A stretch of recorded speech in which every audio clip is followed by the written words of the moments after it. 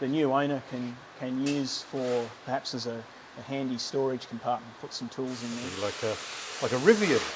Those Rivians, they go all the way through right behind there. Exactly. Well, welcome to a new Dave's Classic Garage Tours video, and today I'm back at Land Rover Specialists Series Magic to see head technician and former Australian Army mechanic Dave try and bring a 2 1/4 diesel back to life. Most of the rebuild is complete, just a few bits and pieces left to go on. Let's see how he gets on. Grab a cuppa, we're going in deep.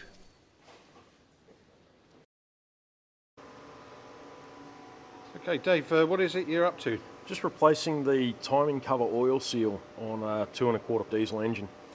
Okay.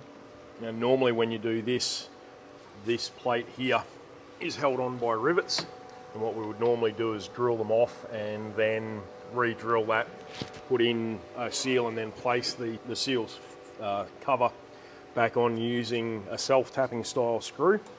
But unfortunately we've run short on those, and because we've got the engine apart, what we're able to do is replace this as per the original manual, which is just to pull the seal out the back, put it back in the front. So what we're doing now is that way. The reason why the book has been superseded is if you picture that, which is the chassis of a Land Rover, radiator wings and everything on it, to replace it the manual way, you've got to strip the whole front of the engine off after you take the radiator out, which is the way we're doing it. The supersession allows you to simply take the screws out, take the cover off, and then replace the seal in situ without having to go through all that heartache. Okay. And the part that you would normally use nowadays, is it a supply issue or? No, it's just a case of I've got 2 other engines built that have just gone out and we've run out. We just don't have the screws today. Right. Okay. This engine's been bumped up the production list and I don't have time to wait for it, so it's just going straight on to get it done and send it out. Right, okay. The real trick is getting it to go in flat. Well, this is the way it was originally done. Yeah, this is the original by the book way, and the book has got a supersession in it. So instead of doing the hard thing of taking this whole cover off the front and then putting it in like this, the whole cover, and if I had a spare one I'd show you, but the whole cover just sits on there. You take this little metal plate here off. So when it's on there, with that plate held in by the screws, you can then get in and yoink that seal from the front of the engine without having to take this timing cover off. Gotcha.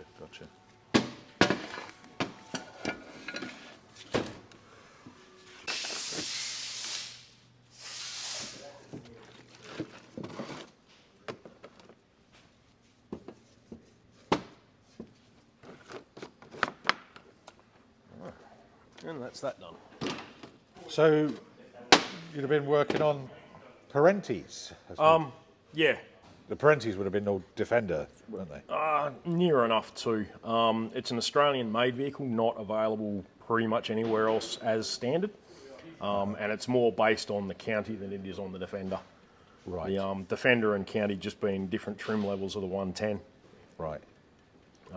Major changes to it were instead of having the standard County Defender type chassis, the back end was basically docked. A different frame was made up to take the spare tyre underneath it, fiberglassish bonnet, a few other bits and pieces.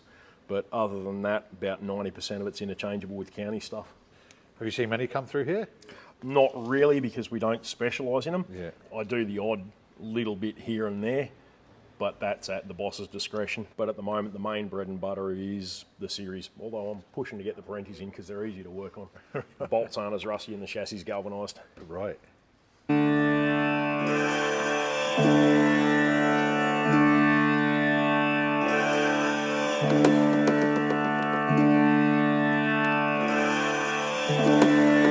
Going a little bit heavy on this, but that's mainly because it's a brand new tube, brand new tub of it.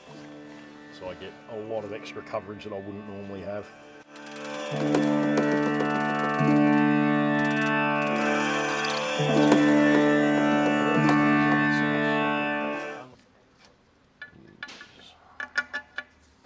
And if you have a look at the gasket from where you first took it, all the goo has sort of evened itself out a fair bit, which makes for a really nice seal on the gasket.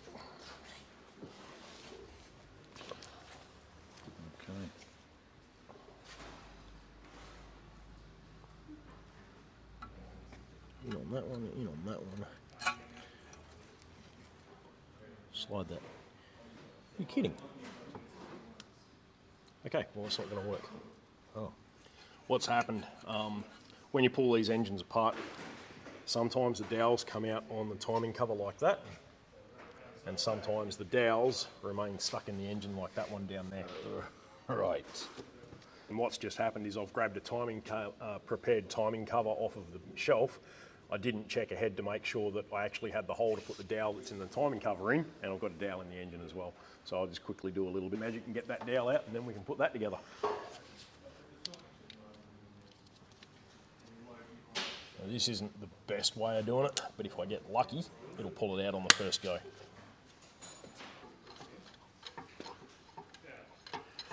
Cheers, oh.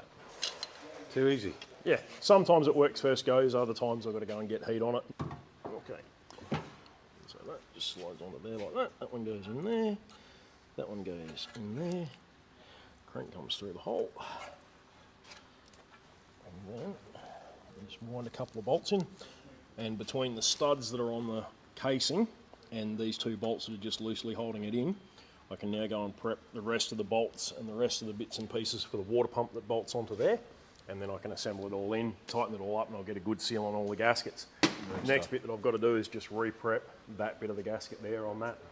So what we do is that's already been pre-cleaned. I've just got to do a little bit more clean-up work in here, get rid of that paint that with the gasket goo, put the gasket on, redo it, keep on going. And this is why mechanics have always got leftover bits, particularly washers and nuts. There's some nuts and some washers that we shouldn't be reusing. So what we do is after I've got a couple of bolts holding that in place, I grab all the bolts I'm going to be using, and any that are like this one that's got an old washer on it, turf the old washer, throw it in a box where I'm not going to use it, or leave it on the bench, clean it down after the job, and then all the bolts get a fresh split washer on them, so that all gets retained correctly. Right. And that's why mechanics always have leftover bits and bobs when they finish with your car. That's a new split washer versus a used one. But if you have a look at how closed up that one is, which is the old one compared to the new one, that won't bite onto the underside of the head of the bolt. And you can see where the bolt's been shiny from when I've undone it. That's the leading edge of that part of the washer catching up against the back of the bolt. And that's what gives it its ability to hold the bolt in place. If you don't replace them, they can vibrate loose. We cheat a little bit. We use the split washers, and I'll put a little bit of Loctite 243 on. The 243 does three things for me. Provides a little bit of lubrication to the thread when I'm putting it in, acts as a locking agent, and over time when it rusts, it also provides a corrosion barrier. So I might have a bit of rust on this side and a bit of rust on this side inside the threads, but in between it is the layer of Loctite, and that Loctite will then allow me to, while it's holding the bolt in nice and firmly, once it breaks loose, it helps prevent the thread from galling up inside the thread hole. Yeah. And then this is just a case of slide all the bolts in, and once I've got all these bolts in, the two bolts that I put in previously just to hold things together, once I've got all these inserted and tightened up just a little bit, these bolts will come out and they'll get new washers on them, and away we go.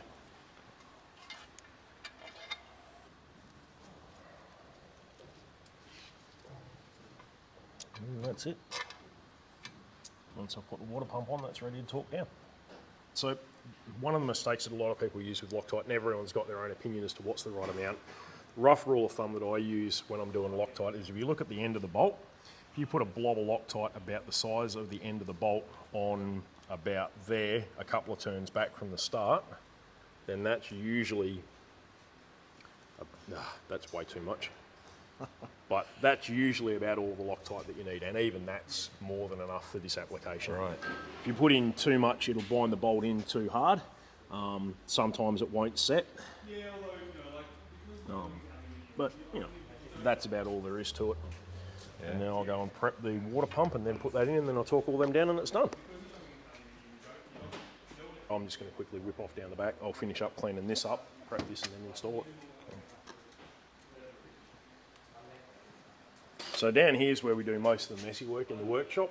The dust that flies around here, if I had it on an open engine down there, gets down inside rings, gets alongside valve guides, valve followers, the cams, all the other fun stuff that's not where you want anything to get too dirty, too dusty. Just helps with the segregation, helps with the cleanup, and make sure that we get a reasonable build on all the stuff that we're doing. And that is that. You've that already done.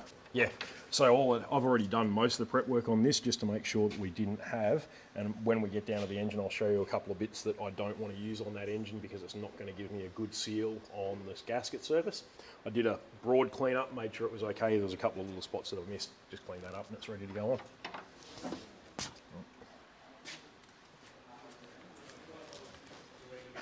Okay, what's going on? So part of what we normally do when we're doing our quality control stuff is when we're pulling something down, we'll clean it up, we'll have a look at it and see how it goes.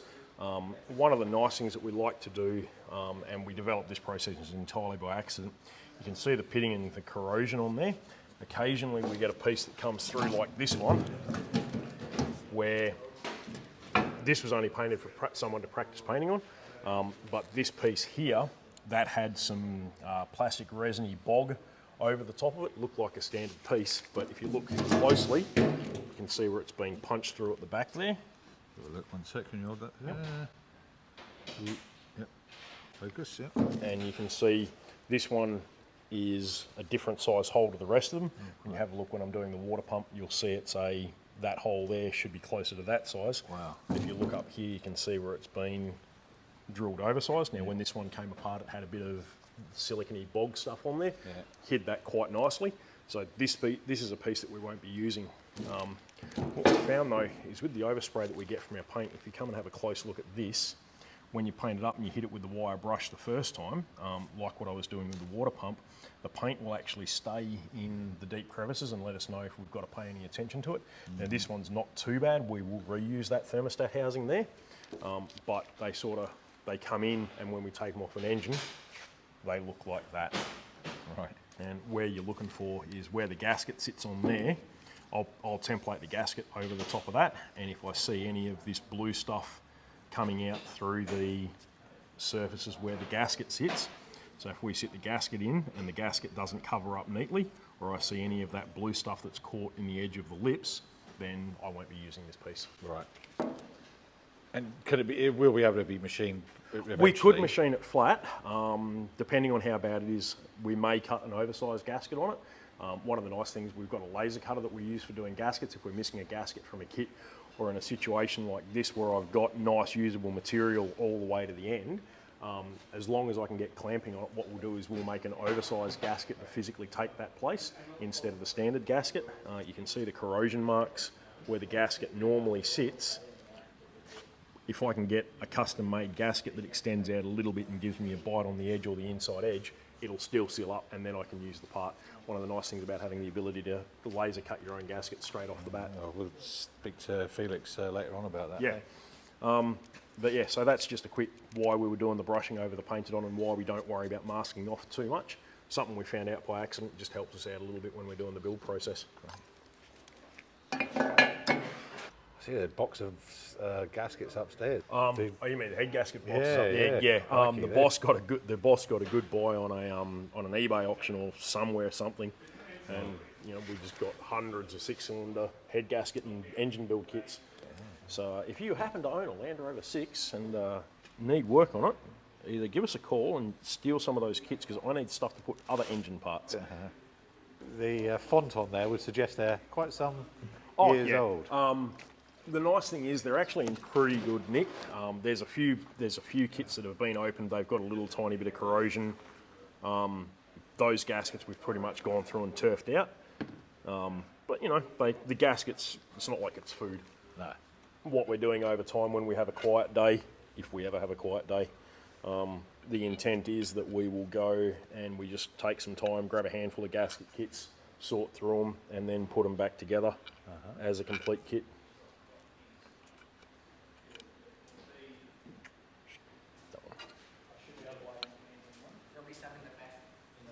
Okay, that's that.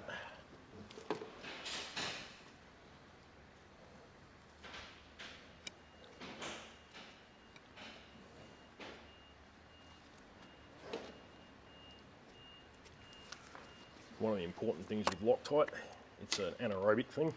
So when you seal your bottles up, try not to let them sit down. let them sit vertical, let everything drain out of them, then close them and put your lid on. If you do what I've seen some guys do, they close up the bottle of Loctite and then you wind up with Loctite that's set in the bottle because there's no air getting past the cap. A bottle that's Loctite. Yeah, it turns it into a nice solid slub. I need a new bottle.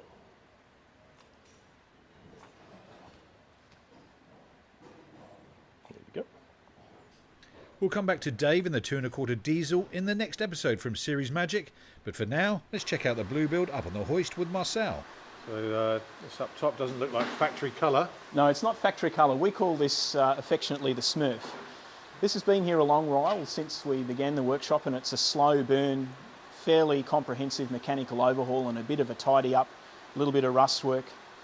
And this is an example of a military Land Rover with a 6-cylinder Land Rover engine. And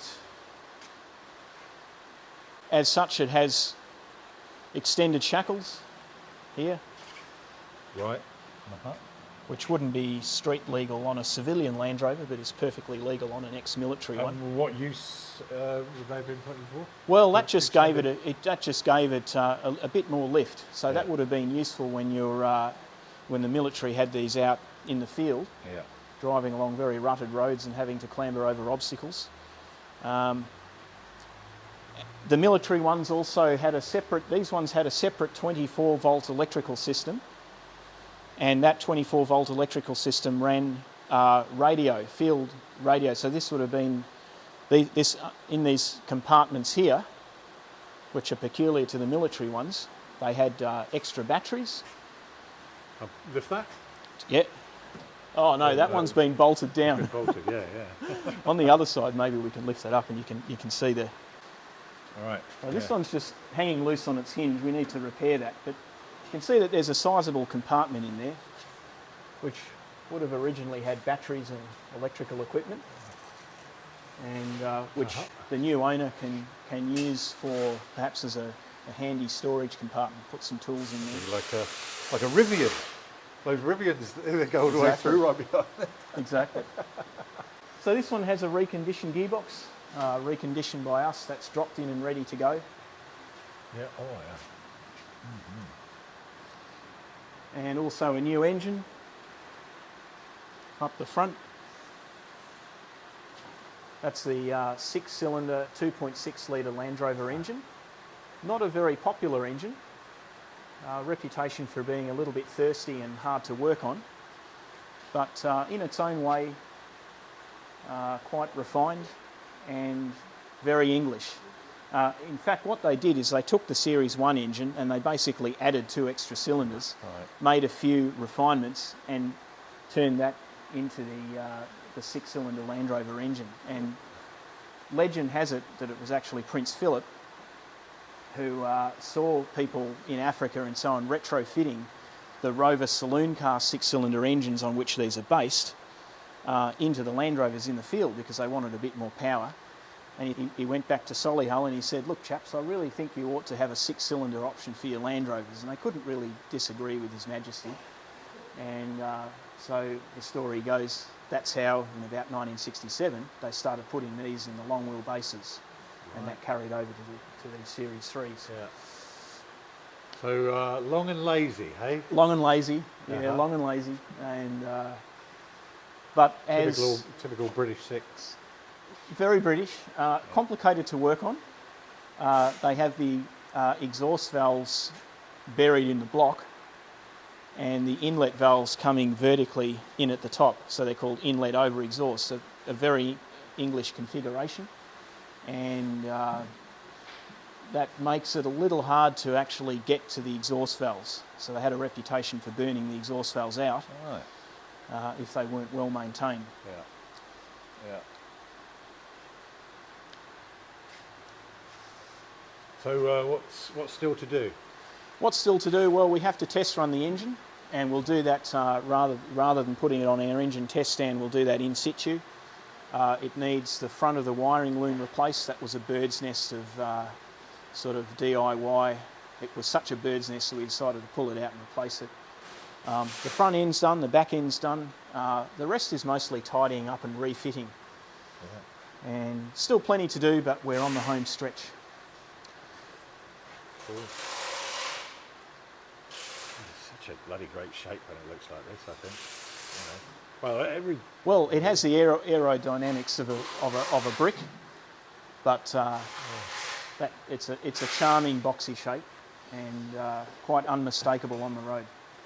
That's it for now, but remember, we'll be back to see how Dave gets on with that 2 1/4 diesel, and how Series Magic is using laser technology to simplify and speed up the restoration of these old Land Rovers.